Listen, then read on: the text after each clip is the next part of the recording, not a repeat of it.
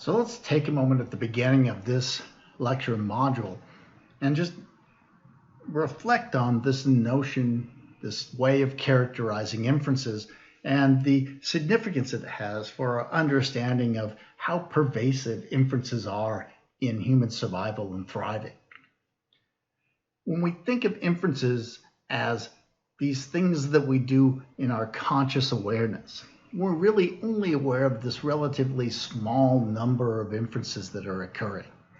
When we characterize inferences as these psychological processes that are transforming information, then we start to appreciate how those processes occur unconsciously. For instance, when we're using visual processing, or semi-consciously is when we're reacting to, say, other drivers as we're driving on the road, and explicitly and consciously when we're actually doing things like solving logic problems or balancing our checkbook.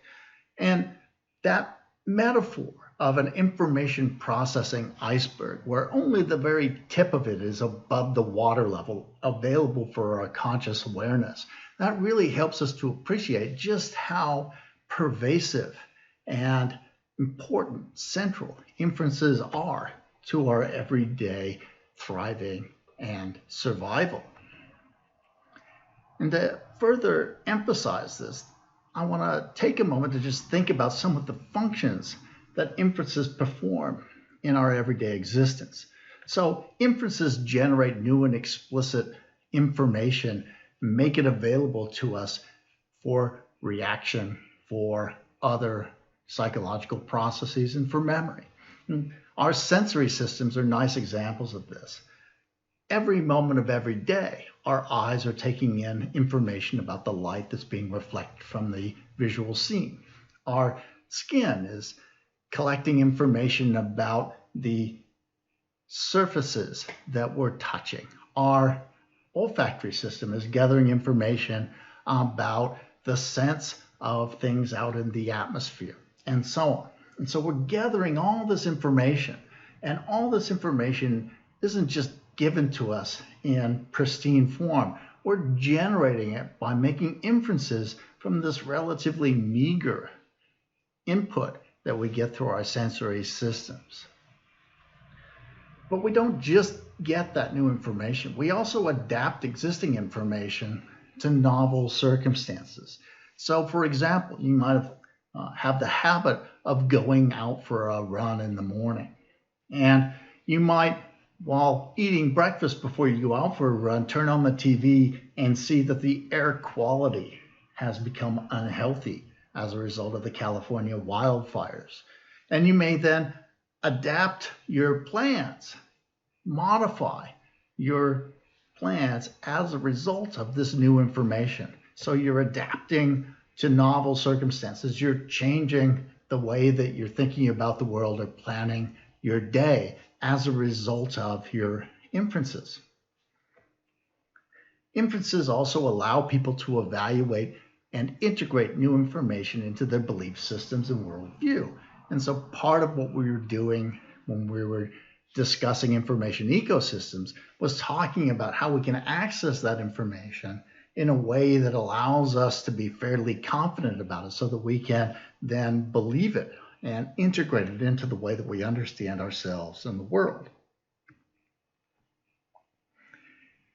Inferences also help people to adapt to the world by transforming information from one format to another.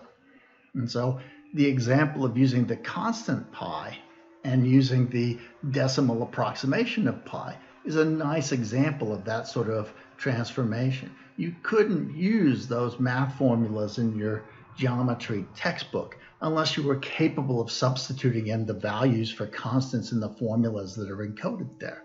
And so by changing these things around, by shifting information from one format to another, from, say, visual formats to linguistic formats and so on, we're also using inferences to adapt our behavior to better interact with the world.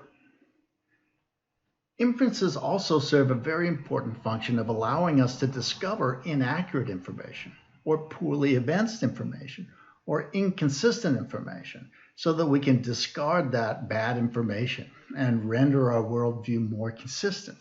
So we may have a particular belief that's part of our belief system, and we may then come across some evidence, say we see something that causes us to call it into question or that is inconsistent with that belief.